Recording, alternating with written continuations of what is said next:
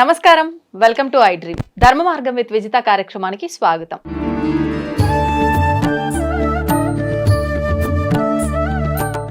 నమస్తే అండి. నమస్తే. మామూలుగా భగవంతుడు భగవంతుడు అంటుంటాము. ఏ పని చేసినా భగవంతుడు చూస్తున్నాడు, భగవంతుడే మనం నడిపిస్తున్నాడు, భగవంతుడే అన్ని సకలం సృష్టి అన్నిటికీ ఆధారమే భగవంతుడు, మూలం భగవంతుడు అంటాం. అసలు ఏంటి భగవంతుడికి మనకున్న సంబంధం ఏంటి? అసలు ఎలా మొదలైందా సంబంధం అనేది? భగవంతుడికి భక్తుడికి అనేటటువంటి సంబంధాలు మనకి ఎన్నో ఇతిహాసాలు, పురాణాలు, మనకి ఎన్నో చరిత్రల్లో మనుష్యుడికి భగవంతుడికి ఉన్నటువంటి సంబంధాన్ని చాలా గొప్పగా చెప్పారు. భగవంతుడు అన్న శబ్దానికి అర్థం మనలో ఉన్నటువంటి యొక్క చైతన్యమునకే భగవంతుడు అనేటటువంటిది ఒక అర్థంగా చెప్తారు మనకి. దేహో దేవాలయ ప్రోక్తో జీవో దేవ సనాతన త్యజేత్ అజ్ఞాన నిర్మాల్యం సోహంభావేన పూజయేత్ అని మనకి ఒక శ్లోకం ఉన్నది. దీని మీనింగ్ ఏమిటి, అర్థం ఏమిటి అంటే మన దేహమే దేవాలయము అని అన్నమాట. జీవుడు అనేటటువంటి ఈ యొక్క పదార్థమునకే దేవుడు అనేటటువంటిది పేరు. జీవో దేవ సనాతన అన్నాడు అన్నమాట. జీవుడే లోపల ఉన్నటువంటి వాడు దేవుడు. అందుకే మీరు చూడండి, మీరు ఏ భావనతో చూస్తే భగవంతుడు మనకు ఆ భావనతో కనబడతాడు. ఉదాహరణకు ఒక మంచి మూడ్తో కనుక మీరు వెళ్ళి దేవాలయ దర్శనం చేశారనుకోండి, ఇవాళ ఎందుకనో నాకు పరమశివుడు నన్ను చూశాడు అన్న అభిప్రాయం కలిగింది అనే ఒక ఆనందాన్ని మనం పొందుతూ ఉంటాం అన్నమాట. అవును, కొన్నిసార్లు అనిపిస్తుంది. ఎందువలన అలా పొందుతారు అని అంటే ఆ రోజు మనం చూసినటువంటి యొక్క భావన అంత గొప్పగా ఉన్నది అని అర్థం. మరి ఆయనలో ఏదైనా మార్పు ఉన్నదా? లేదు, ఆయన అలాగే ఉన్నారు. మనం మన యొక్క భావనల్ని చక్కగా ఆనందంగా చేసుకొని వాళ్ళ దగ్గరికి వెళ్ళాం కాబట్టి ఆనందకరమైనటువంటి రూపం మనకు అక్కడ కనపడేది. అలాగే ఒక్కొక్కసారి చూడండి, మీరు ఏదో ఒక డిప్రెషన్లో మనం కూడా కొన్నిసార్లు దేవాలయానికి వెళతాం. వెళ్ళినప్పుడు ఏమనిపిస్తుందంటే అందరూ భగవంతుడు అంటున్నారు కానీ ఒక్కొక్కసారి నాకు కూడా నమ్మకం కలగదు. ఎక్కడున్నాడో దేవుడు, ఏం చేస్తున్నాడో దేవుడు, నా యందు ఎందుకు దయ ఉండదు అనేటటువంటి అభిప్రాయం కలుగుతుంది. ఇక్కడ మనం ఉదాహరణకి మనం గమనిస్తే ఎన్నో సందర్భాలు దేవతా సంబంధమైన దగ్గర ఉన్నటువంటి వాళ్ళు కూడా ఎదుర్కొన్నారండి. దానికి మన ప్రత్యక్ష ఉదాహరణ మనం ఏం చెప్పుకోవచ్చు అంటే శ్రీకృష్ణ పరమాత్మ పాండవులతోనే ఉన్నారు భారతం అంతా. మరి పాండవులు కష్టం రాలేదా వాళ్ళకి? వచ్చింది. పరిపూర్ణమైన కష్టమంతా ఎవరు ఎదుర్కొన్నారండి? పాండవులే ఎదుర్కొన్నారు. మరి సుఖమైనటువంటి భోగములన్నీ ఎవరు అనుభవించారండి? కౌరవులు అనుభవించారు. పరమాత్మ ఎక్కడున్నారండి? మధ్యలోనే ఉన్నారండి. అంటే ఇక్కడ మనం గుర్తుపెట్టుకోవాల్సింది పరమాత్మ ఉంటే ఇవన్నీ ఉండవు అని కానీ, పరమాత్మ లేకపోతే ఇవన్నీ ఉంటాయి అని కానీ మనకి కాదు. లిఖితమైనటువంటి యొక్క పూర్వకమైనటువంటి మన జీవితం ఏదైతే నిర్ణయించబడిందో, పాపపుణ్యముల యొక్క విధానాన్ని బట్టి, మన ఎల్ఐసి కట్టడాన్ని బట్టి మనకి మెచ్యూరిటీ ఎలా వస్తుందో, మనం చేసినటువంటి పాపపుణ్యములు అనేటటువంటి యొక్క విభాగాన్ని బట్టి మన జీవితం ఒకటి అనేటటువంటిది నిర్ణయింపబడిపోతుంది. అది నిర్ణయింపబడిపోయినటువంటి తర్వాత అందులో మనకి మార్పులేమీ రావు. మరి నువ్వేం చేస్తావు? ఏది మనకు మారనప్పుడు మనం ఎందుకు మారాలి అనేటటువంటి ప్రశ్న కలిగినప్పుడు కనీసం నువ్వు దాని నుంచి ఒడ్డున పడడానికి తగినటువంటి యొక్క శక్తిని నువ్వు తయారు చేసుకోవాలంటే నువ్వు మారాలి. ఎలా మారాలి? భగవంతుణ్ణి గట్టిగా పట్టుకోవాలి. నీ అంతట నువ్వే పట్టుకోవాలి. పట్టుకుంటేనే ఆ భగవంతుడు ఒక్కొక్కసారి దొరుకుతాడు, ఒక్కొక్కసారి దొరకడు. దీన్నే మన పెద్దలు ఏం చెప్తారు అంటే 2 రకాలుగా చెప్తారండి. దీన్ని మర్కట నీతి అనే మాటతో చెప్తారు, రెండవది మార్జాల నీతి అనేటటువంటి మాటతో చెప్తారు. మర్కట నీతి అంటే కోతి తన పిల్లల్ని మీరు గమనించండి, అది ఎప్పుడూ అది పట్టుకోదండి దాని పిల్లల్ని. అది ఆ చెట్టు మీద నుంచి ఈ చెట్టు మీదకి వెళ్ళిపోతుంటే పిల్లలే కోతిని పట్టుకొని ఉంటాయి గట్టిగా. అంతేగాని తనెప్పుడు కౌగిలించుకొని కూర్చున్నట్టు మనకు కనపడదు. పిల్లలే తల్లి మీదకి ఎక్కి పట్టుకొని తల్లితో ఆడుకుంటూ ఉంటాయి. తల్లి రక్షిస్తుంది మాత్రమే, తల్లి పిల్లల్ని పట్టుకోదు. దాన్ని మర్కట నీతి అంట. రెండవ నీతిని ఏమన్నాం? మార్జాల నీతి అన్నాం. మార్జాల నీతి అంటే పిల్లి తన పిల్లల్ని పట్టుకోవడం. పిల్లలు ఎప్పుడు పిల్లిని పట్టుకోవండి, అవి చాలా నిర్లక్ష్యంగా అవి వాటి పని చేసుకుంటుంటాయి. కానీ పిల్లే జాగ్రత్తగా నోటితో మళ్ళీ కొంచెం కూడా వాటికి ఆ పన్ను యొక్క పదును తగలకుండా పన్నుని జాయింట్ చేసి మధ్యలో పిల్లల్ని పెట్టుకొని పక్కింటికి వెళ్ళిపోతుంది, మీరు చూశారనే అనుమానం వస్తే. ఓకే, మీరు ఎప్పుడైనా గమనించండి, గతంలో పిల్లులు ఉండేవి. ఆ పిల్లికి కనుక తన పిల్లల్ని ఈ ఇంటి యజమాని చూశాడు అనిపిస్తే అది రాత్రికి రాత్రే షిఫ్ట్ చేసేస్తుంది. అందుకనే ఎవరైనా 4 చోట్లకి మారారంటే పిల్లల్ని తిప్పినట్టు తిప్పుతున్నావు అనేవారనమాట. అర్థం ఏమిటంటే యజమాని చూశాడు పిల్లల్ని అంటే దానికి ఒక భయం అనమాట, అమ్మో ఇక్కడ డేంజర్ ఉంది, అందుకని వెంటనే మార్చేస్తాయి. అట్లాగే భగవంతుడు మార్జాల నీతి అంటే తనని తానుగా పట్టుకుంటాడనమాట వాడి పూర్వ పుణ్య విశేషం చేత. అప్పుడే అందుకనే మీరు చూడండి, లోకంలో ఈ తీరు మనకు కనపడుతూ ఉంటుంది.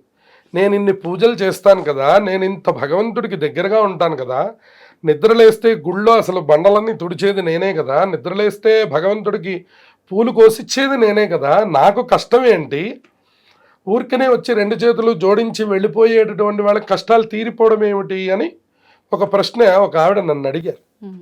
అడిగితే వెంటనే సమాధానం ఏం చెప్పామంటే, దీంట్లో ఉన్నటువంటి నీతుల్లో ఏదో ఒకటి పరమాత్మ అందరి పట్ల ప్రవర్తిస్తారు. ఓహో ఇలా మనం పట్టుకున్నా కూడా ఇంకా పరమాత్మ దగ్గర నుంచి ఫలితం రాలేదంటే దాన్ని మర్కట నీతి అని, ఓహో మన ప్రమేయం ఏం లేదు మనకు అంతా భగవంతుడి యొక్క అనుగ్రహం కలుగుతోంది అంటే అది మార్జాల నీతి అని మనకి మన యొక్క పురాణం మనకు తెలియచేస్తున్నది. అందుకని ఈ 2 రీతుల్లో భగవంతుడు మనల్ని రక్షిస్తాడు. మనం ఎటు పక్కన ఉన్నాం, మనం మర్కట నీతిలో ఉన్నామా మార్జాల నీతిలో ఉన్నామా అనేది మనం అర్థం చేసుకోవాలి. అందుకని ఈ భగవంతుడు మనల్ని పట్టుకోవడము అనేటటువంటిది, మనం భగవంతుడిని పట్టుకోవడం అనేటటువంటిది 2 కూడా వేరు కాదుట. అందుకని 9 భక్తులు అని మనకు చెప్పారు. దాంట్లో ఏమంటారంటే శ్రవణం, కీర్తనం, విష్ణోహో స్మరణం, పాదసేవనం, అర్చనం, వందనం, దాస్యం, సఖ్యం, ఆత్మనివేదనం అని 9 మొత్తం. శ్రవణం అంటే మనందరికీ తెలిసిందే, వినడం మొదలు. కీర్తనం అంటే పాడటం. అలాగే స్మరణం అంటే నిరంతరం భగవంతుడి యొక్క నామస్మరణ చేస్తూ ఉండడం. ఇప్పుడు చూడండి, వీళ్ళు ఇస్కాన్ సంప్రదాయంలో నిరంతర హరే రామ జపం, హరే రామ రామ రామ హరే హరే, హరే కృష్ణ హరే, నిరంతర జపం ఏదైతే ఉందో అది అసలు కలి దోషములను దగ్గరికి కూడా రానివ్వదు. అది అంత గొప్ప మంత్ర జపం. అది కేవలం వాళ్లే చేయాలని ఏం లేదు, అందరూ ఆచరించవచ్చు. వాళ్ళు మనకు ప్రత్యక్షంగా చూపిస్తున్నారు. అట్లా మనకి స్మరణం, పాదసేవనం. ఇప్పుడు ఇందాక మనం ప్రస్తావించుకున్నట్టు కొంతమంది చూడండి, ఎప్పుడు సమయం ఉన్నా కూడా వాళ్ళ పక్కన ఉన్నటువంటి దేవాలయంలోకి వెళ్ళి చక్కటి సేవ చేస్తూ ఉంటారు. అది కూడా ఒక మంచి 9 విధములైన భక్తుల్లో అది కూడా ముఖ్యమైనటువంటి. అలాగే అర్చనం, లోపల అర్చన చేసేయడం కూడా ఒక విధమైన భక్తే. అందరూ అర్చనే చేస్తామండి అంటే మరి సేవ ఎవరు చేయాలి? అందుకని అందరూ సేవ చేస్తామంటే అర్చన ఎవరు చేయాలి? అందువల్ల అర్చనం, పాదసేవనం, అర్చనం రెండు విభాగాలు. వందనం, వందనం అంటే ఉదాహరణకు మనం భక్తుల్ని తీసుకోవచ్చు. భక్తుల పని ఏమిటండి? దేవాలయానికి వెళ్తే దండం పెట్టుకోవడమే. అంతకు మించి మనం ఏం చేయగలం చెప్పండి? ఇప్పుడు అక్కడికి వెళ్ళి పూజ ఎవరు చేయాలి? అర్చక స్వామి చేస్తారు. అక్కడ ఏదైనా క్లీనింగ్ ఉందనుకోండి, తొందరగా అందరు భక్తుల్ని ముట్టుకొనివ్వరు. కొంచెం అక్కడ తెలిసిన వాళ్ళు అని అనుకుంటేనే కొంచెం లోపలికి వచ్చి ఆ గిన్నె తీసుకెళ్ళి నివసిస్తారు. అందువల్ల మనం ఏం చేయగలం అంటే వందనం, అదొక్కటి మాత్రమే 2 చేతులు జోడించి పరమాత్మకి అర్పణం చేయడమే మనం చేయగలం. ఇక ఇంత స్థాయి వచ్చేసిన తర్వాత అంటే ఇప్పుడు మనం శ్రవణం అయిపోయింది అంటే భగవంతుడు ఏమిటో మనకు తెలిసిపోయాడు, భగవంతుడి యొక్క గుణగణాలు ఏమిటో మనం కీర్తించాము, భగవంతుడి యొక్క పాద సేవనం మనం చేశాం, భగవంతుడి యొక్క నామ జపం మనం చేశాం, భగవంతుడి యొక్క అర్చన మనకి ఏమిటనేటువంటి తెలిసిపోయింది. అన్నీ అయిపోయిన తర్వాత వందనం, ఆయనకి దండం పెట్టడం కూడా అయిపోయిన తర్వాత ఆ స్థాయి ఇంకా ముదిరిపోయి ఇంకొంచెం పైకి వెళ్ళిపోతుందట. మనకి బృందావనంలో గోపికలు ఆ స్థాయికి వెళ్ళిపోయారు. వెళ్ళిపోయి వాళ్ళు సఖ్యం, భగవంతుడు అనే భావన ఉండదు ఇంక అక్కడ. నేను అన్నం తిన్నాను కాబట్టి కృష్ణుడికి కూడా ఇంత అన్నం పెడదాం, ఇంకా సఖ్యం అనమాట. అదొక స్నేహం దగ్గరికి వచ్చేస్తుంది. అయ్యో నేను స్నానం చేశాను, కృష్ణుడు స్నానం చేయలేదే. మీరు చూడండి కొంతమంది అలా చక్కగా ఇంట్లో చిన్న ఆ, రూపాలను పెట్టుకొని. రూపాలు పెట్టుకొని వేడి నీళ్లు పెట్టి స్నానం చేయిస్తుంటారు. అవును, అవునా? చిన్న పిల్లలకి చిన్న సేవ పిల్లల్లాగా. చేసినట్టుగా చేస్తారు. అలా చక్కగా అదొక చిన్న ఇత్తడి దీంట్లో పెట్టుకొని అవును. వేడి నీళ్లు పెట్టించి ఆ వేడి నీళ్ళని ఉద్ధరణతో నేను ఎట్లా వేడి నీళ్లు స్నానం చేశానో ఆయన కూడా అట్లా వేడి నీళ్లు స్నానం చేయాలి. ఆయన డ్రెస్ ఆయనకి ప్రిపేర్ చేస్తారు, ఆయన బొట్టు, ఆయనకి ధూపం, ఆయనకి నైవేద్యం. అప్పుడు వీళ్ళు వెళ్ళి కాఫీ పలహారం చేస్తారు.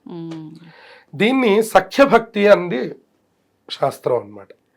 అంటే ఇంకా స్నేహం. ఇప్పుడు నేను అన్నం తింటున్నాను అంటే అయ్యో కృష్ణుడికి అన్నం పెట్టారా, అయ్యో నేను అన్నం తింటున్నాను అంటే అయ్యో వెంకటేశ్వర స్వామికి అన్నం పెట్టారా.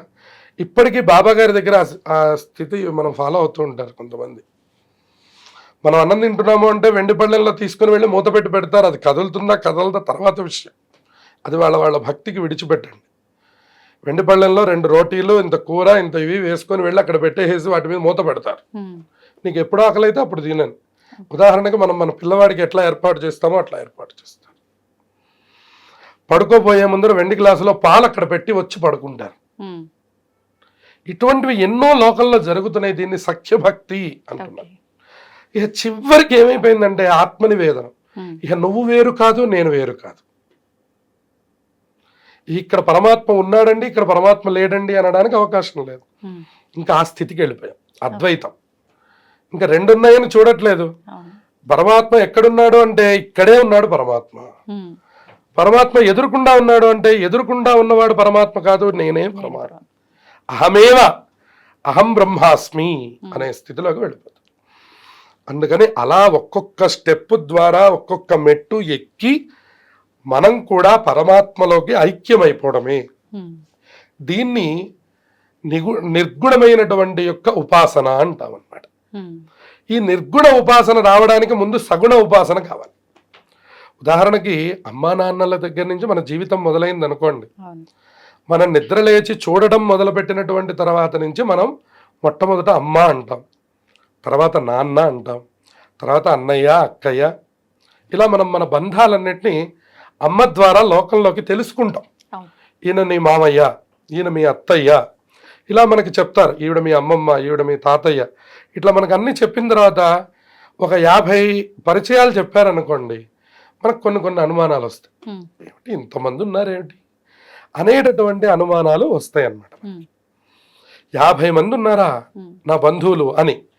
మనకు కూడా సనాతన ధర్మంలో మన వాళ్ళందరూ విహీనమైనటువంటి ధర్మంలో అంటారు. మనకు ఒక 50 మందిని తల్లి పరిచయం చేస్తే అక్కడ ఉన్నటువంటి విధానాలన్నింటినీ కూడా వీళ్ళు పోల్చుకొని ఎట్లా అయితే మాట్లాడతారో, మనకి హిందూ ధర్మంలో కూడా ఇంతమంది దేవతలు ఉంటారేమిటి అనేటటువంటిది మన మతం మీద ఇతర మతాలు వేస్తున్నటువంటి ప్రశ్న. మనకి బంధుత్వం ఎటువంటిదో మనకి దేవతా వర్గం కూడా మనకు అటువంటిది. ఉదాహరణకి ఒకళ్ళకి ఏ పని చేసినా మేనమామ గారికి చెప్పి చేయడం ఒక సంప్రదాయం. అట్లా మనకి ఏదో ఒక దేవతా ఉపాసనని చేయమంటూ ఉంటుంది మన సనాతన ధర్మం. ఉదాహరణకి వెంకటేశ్వర స్వామి వారు ఇష్టదైవంగా ఉంటారు, శివుడు ఇష్టదైవంగా ఉంటారు, సుబ్రహ్మణ్యుడు ఇష్టదైవంగా ఉంటారు, గణపతి ఇష్టదైవంగా ఉంటారు, ఆంజనేయ స్వామి వారు ఇష్టదైవంగా ఉంటారు. మీరు ఎవరినైనా పట్టుకోండి, అల్టిమేట్ మీరు చేయవలసినటువంటిది నిర్గుణమైనటువంటి ఉపాసన. అక్కడికి వెళ్తేనే దాన్ని మనం పండడం మోక్షం అనేటటువంటి పై మాటలు మాట్లాడతాం. ఇవాళ మనకి కాలక్షేపం మాటలు మోక్షంగా మాట్లాడుతూ ఉంటాం కొంతమంది. ఉదాహరణకి ఇవన్నీ చేయడం మనకి ఏమీ సంప్రదాయంలో లేదు, అంతా భగవంతుడిని తలుచుకోవడమే అని మనం ఇలా కూర్చొని మాట్లాడితే అది ప్రయోజనం లేదు. నిజంగా మనం భగవంతుడిని తలుచుకోగలిగాము అంటే అసలు మనం ఇక్కడ కూర్చొని ఉండలేము. కారణం ఏంటంటే భగవంతుడు ఇక్కడ ఏ రకమైనటువంటి యొక్క వాసనల దగ్గర భగవంతుడు మనకి దొరకడు. ఒక్కటే నియమం. వాసనలు అన్న శబ్దానికి అర్థం ఏంటంటే కోరికలు అని అర్థం. మీకు ఒక కోరిక పుడుతోంది అంటే పరమాత్మ మనకి దూరం అవుతున్నాడు అని అర్థం. అందుకనే ఋషులు మునులు ఈ కోరికలు ఏవి పుట్టకుండా ఉండడం కోసం వాళ్ళ శరీరాన్ని కావాలని కష్టపెడుతూ ఉండేవారు. ఉదాహరణకు బ్రహ్మాండమైనటువంటి ఒక పచ్చడి వేసుకొని అన్నం తిన్నారనుకోండి, రాత్రికి ఇంకొక రకం కావాలి అనేటటువంటి కోరిక మనస్సులో కలగడం సహజమవుతుంది. అసలు దాని రుచే మనకి తెలియలేదు అనుకోండి, వాళ్ళు ఒక దుంప కూరలు తింటారు ఉదాహరణకి, అప్పుడు వాళ్ళకి ఉప్పు కారం అనేటటువంటి దాని మీద మమకారం ఉండదు. అలాగే ఒక జుట్టుని దువ్వడం మొదలు పెట్టారనుకోండి, ఈరోజు మనం కుడి పక్కకి తిప్పాం కాబట్టి రేపటి నుంచి ఎడం పక్కకి పెట్టుకుందాము అనే ఆలోచన కలుగుతుంది. అసలు జుట్టే లేదనుకోండి, ఇంకా ఎటు పక్కకి తిప్పుతారు మనం? ఇట్లా భగవంతుణ్ణి చేరడానికి ఒక్కొక్క వైపు నుంచి కూడా ఒక్కొక్కటి తగ్గించుకుంటూ వస్తే పరమాత్మ అనేవాడు నిజంగా తెలుస్తాడు. రామకృష్ణ పరమహంస చెప్తారు, ఈ భక్తి అనేటటువంటిది ఒక జ్వరం, ఒక టెంపరేచర్ లాంటిది. నిజానికి భగవంతుణ్ణి చేరదాము అని మనం అనుకున్నప్పుడు ఎప్పటి లోపల చేరతావు అంటే, మొదటి సాధకుడు అంటాట 1 సంవత్సర కాలంలో చేరతాను అని అంటాట. అప్పటికి ఈ జ్వరం ఇంకా కంటిన్యూ అవుతూ ఉండాలి. జ్వరం ఉంటేనే కదండి మనం ఆహార నియంత్రణ కలుగుతుంది. జ్వరం లేదనుకోండి మనకు ఆవకాయ కావాలి, జ్వరం లేదనుకోండి మనకు బిర్యానీ కావాలి, జ్వరం లేకపోతే మనకు అన్ని రకాలు కావాలి. మనల్ని నియంత్రించేది ఏది మనకి అంటే ఒక జ్వరం. అందుకని ఎప్పుడు పరమహంస ఎప్పుడు ఊహిస్తారో అందుకనే వాళ్ళని ఋషులు అంటారు. అందుకని ఆయన అన్నారట, జ్వరం ఉండాలట పరమాత్మ తెలియాలంటే. వాడికి ఆహారం లోపలికి వెళ్ళదు, కళ్ళ ఎదురకుండా ఉంటుంది. మంచినీళ్ళు లోపలికి వెళ్ళవు, కళ్ళ ఎదురకుండా ఉంటాయి. మన కళ్ళ ఎదురకుండానే అందరూ భోజనం చేస్తూ ఉంటారు, మనకు భోజనం చేయబుద్ధి కాదు, ధ్యాస దేనిపైన ఉండదు. అందుకనే రోగము భగవంతుడు దగ్గరికి వెళ్ళడానికి ఒక మార్గం. అందుకనే మీరు పెద్దలందరినీ చూడండి, ఏదో ఒక వ్యాధి వచ్చి వెళ్ళిపోయిన వాళ్ళు. రామకృష్ణ పరమహంసకు కూడా ఒక రాచపుండు పుట్టి ఆయన ఒక ఇబ్బందులు ఎదుర్కొని ఆయన వెళ్ళిపోయినారు. కంచి పరమాచార్య స్వామి వారికి 108 జ్వరం వచ్చి శరీరం అంతా ఊగిపోయి ఆయన వెళ్ళిపోయినారు. రమణ మహర్షి గారికి ఒక క్యాన్సర్ లాంటిది ఒక పుండు వచ్చి ఆ బాధ భరించలేక ఆయన వెళ్ళిపోయినారు. ఇలా మీరు ఎవరిని చూడండి, వాళ్ళ యొక్క స్థితుల్లో కొన్ని ఇబ్బందుల్ని ఎదుర్కొన్న వాళ్ళు. ఇక్కడ ఇబ్బంది అన్న శబ్దానికి అర్థం భగవంతుడు. ఎందుకంటే అన్నీ ఆనందంగా ఉన్నప్పుడు మీకు భగవంతుడు దొరకడు. బాగా గుర్తురాడు, దొరకడు, ఆలోచన కూడా మనకి రాదు. ఎప్పుడు కనపడతాడు అంటే ఖచ్చితంగా కష్టంలో ఉన్నప్పుడు, ఇబ్బందుల్లో ఉన్నప్పుడు అప్పుడే కనపడతాడు. దీనికి ఇంకొక ఉదాహరణ మీకు చెప్తే సరిపోతుంది. ఉదాహరణకి ఒక కమలం పువ్వు పుయ్యాలనుకోండి, మనం ఏసీలో తీసుకొచ్చి 4 తామరం విత్తనాలు వేశారనుకోండి, అక్కడ వస్తుందా? అది ఎక్కడ రావాలి? నీళ్ళల్లో, అది బురదలోనే రావాలి. అది ఎక్కడ మట్టి, ఆ బంకమట్టి ఎక్కడ ఉంటుందో అక్కడ చూసి మాత్రమే వస్తుంది. ఇప్పుడు మీరు ఆ పువ్వు అందుకోవాలనుకోండి, మన వాళ్ళందరూ పాపం ఈ హైజెనిక్ ద్వారా ఏమనుకుంటారంటే, అస్సలు మట్టి అంటకుండా కొంచెం దానిట్ట పట్టుకుందాం అని అనుకుంటారు. ఏ మాత్రమూ సాధ్యం కాదు. కాలికో చేతికో ఏదో ఒకటి అంటకుండా మీరు ఆ కమలాన్ని ముట్టుకోలేరు. పరమాత్మ కూడా ఎక్కడున్నాడు అంటే అక్కడే ఉన్నాడు. పరమాత్మ ఏసీల్లో లేడు. మీరు ఇంత టెక్నాలజీ మనకు పెరిగిపోయింది, ఇవాళ మనం ఇంట్లో కూర్చుంటే కనపడేంత మాధ్యమాలు మనందరికీ వచ్చాయి. కానీ ఎక్కడైనా మనం కమలాన్ని పుట్టించగలమండి మన ఇంట్లో? ఇవాళ మనము పాట్స్లో అనేకమైనటువంటి పెంచుతున్నాం. ఇవాళ బ్రహ్మకమలం కూడా మన ఇంట్లో పెంచుకునేంత స్థాయికి మనం ఇవాళ వచ్చాం. కానీ కమలం పెంచగలమా అండి? పెంచలేం. కమలమే పరమాత్మ. అది ఎక్కడ దొరకాలి? మీ కాళ్ళకి బురద అంటాలి, మీ చేతికి బురద అంటాలి, అప్పుడే మీకు భగవంతుడు దొరకాలి. అట్లాగే ఈ శరీరం అనేటటువంటి దాన్ని కొంచెమైనా మనం కష్టపెట్టి, ఎవరి కోసం కష్టపెడుతున్నాం? మన కోసమే మనం కష్టపెడుతున్నాం. ఆ సేవ చేయమంటోంది. ఇందులో సనాతన ధర్మంలో ఇక్కడ పాద సేవనం అన్న శబ్దానికి అర్థంలో ఎంతో మంది తరించారు. ఎందుకు తరించారంటే సేవ వల్ల మాత్రమే తరించారు. ఇవాళకి కూడా సత్యసాయి ట్రస్ట్ కానివ్వండి, ఇస్కాన్ కానివ్వండి, ఇంకా ఇట్లా ఎన్నో మతాలు మనకి తెలియజేస్తున్నవి ఏమి అంటే, ముందు మీరు సేవ చేయండి, అందరికీ ముందర సేవ చేయండి. సేవ అన్న శబ్దానికి అర్థం ముందు వాళ్ళకి ఏం కావాలో అది ఏర్పాటు చేయడం. సేవ మీన్స్ సాక్రిఫైస్ అన్నమాట. ఒక త్యాగం చేయండి. నువ్వు ఒక్క పూట ఆపుకొని ఆకలిగా ఉన్నవాడికి ఇవ్వు.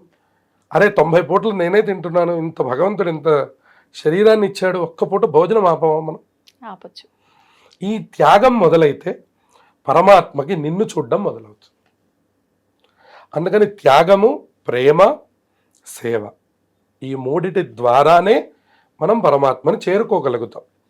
అందులో మనం ఎవరం ఎట్లా చేస్తాము అనేటటువంటిది వాళ్ళ బుద్ధికి విడిచిపెట్టచ్చు. మనం గతం వీడియోస్లో కూడా చాలాసార్లు చెప్పుకున్నాం.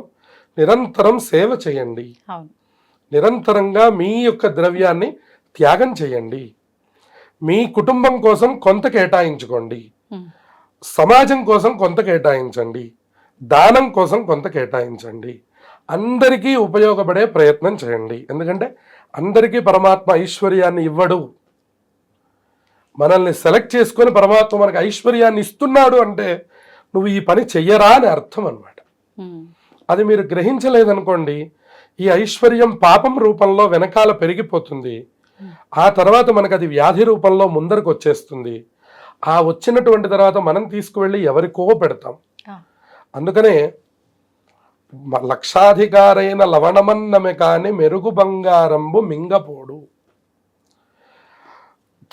తినడానికి లవణమన్నమే తినాలి, కానీ మెరుగు బంగారం పళ్ళెల్లో వేసుకొని వడ్డించుకొని మనం ఏమి భోజనం చేయలేం. అట్లాగే ఈ ద్రవ్యం అంతా కూడాను ఇది వరకు లోపలికి గుంటలు తీసేసి లంకె బిందెలోని ఉండేవి, అవి పాడవవు అన్నమాట. అవి మీరు కొన్ని వందల సంవత్సరాలు పెట్టండి, ఆ బిందెకి చిలుము పట్టదు. అటువంటి బిందెల్లో పెట్టి లోపల ఖజానా దాచుకునేవాళ్ళు, ఎందుకంటే మనకు బ్యాంకు సౌకర్యం లేదు కాబట్టి. అటువంటి దాచి తుదకు దొంగలకిత్తురో దొరలు కవునో అని అంటుండేవారు. దొంగ కూడా తవ్వి తీసుకెళ్ళిపోవచ్చు. దొరలు అంటే ఇది వరకు రాజులు, వాళ్ళకి అనుమానం వచ్చిన చోట తవ్వించేటటువంటి రైట్ వాళ్ళకు ఉండేది. వాళ్ళు వచ్చి తవ్వేసి వాళ్ళు తీసుకొని వెళ్ళిపోతారు. ఇప్పుడు నువ్వు ఎవరి కోసం దాచిపెట్టావో అది నీకు ఉపయోగపడలేదు, వాళ్ళకి ఉపయోగపడలేదు. అందులో ఇది నరసింహ శతకకర్త అన్నాడు, తేనె జుంటీయలీవవా తెరవరులకు అన్నాడు. తేనెటీగలు చూడండి ఎంతో కష్టపడి తెస్తాయి తేనె. ఆ తేనె తయారు చేయడం ఇంకా తేనెటీగ వల్ల తప్ప వేరే దీని వల్ల కూడా సాధ్యం కాదు, ఏ ప్రాణి వల్ల కూడా. అదొక్కడే తయారు చేయగలదు. దాని ప్రారంభం ఏమిటంటే అదొక్కనాడు ఆ తేనె తాగలేదు. దాని తొట్టె పెద్దదయ్యేంత వరకు చూస్తూ ఉంటాడు ఆ అడవి జాతివాడు. కాస్త తేనె తొట్టె పెద్దదైందంటే పెద్ద పొగ పెడతాడు, అన్ని తేనెటీగలు పారిపోతాయి. శుభ్రంగా తేనె తీసుకొని పిండుకుంటాడు, తాగుతాడు. ఈ కష్టపడింది ఎవరు, ఈ తెచ్చింది ఎవరు, దాంట్లో నింపింది ఎవరు, ఆ మైనపు గూడు కట్టింది ఎవరు, గూడు నిండా తేనెని నింపింది ఎవరు, నింపినటువంటి తర్వాత అనుభవించింది ఎవడు. అందుకే పెద్దవాళ్ళు సామెతలు చెప్తుంటారు కదా, సొమ్మొక్కరిది సోకొక్కరిది అని. అందువలన భగవంతుణ్ణి చేరుకోవడానికి మొట్టమొదటి 3 రకాలైనటువంటి అంశములు మనం చెప్పుకున్నవి: త్యాగం, రెండవది ప్రేమ, మూడవది సేవ. ఈ మూడిటి ద్వారానే మనం చేరగలము. కాబట్టి ఈ మూడిటి ద్వారా మీరు ఎంతైనా విశ్లేషణ చేసుకోవచ్చు. సంతోషం అండి, చాలా మంచి విషయాలు తెలియజేశారు. ధన్యవాదాలు. శుభమస్తు.